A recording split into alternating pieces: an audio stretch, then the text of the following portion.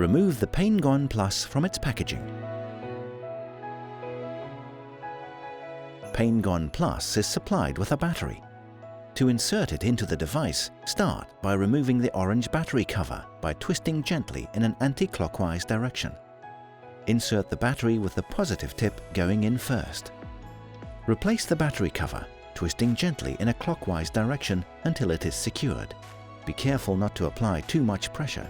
Hold Paingone Plus firmly in your hand. It's crucial that your hand makes contact with the metal ring, otherwise the device will not function correctly. Place the tip of Paingone Plus on the painful area.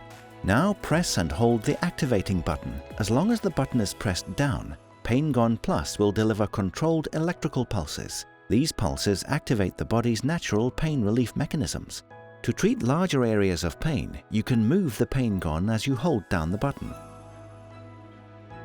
After 30 seconds, release the activating button. Treatment is now complete.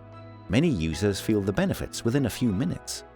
If applying Paingone Plus to another person, make physical contact. This will ensure that the therapy is correctly administered. Paingone Plus can be used as often as required.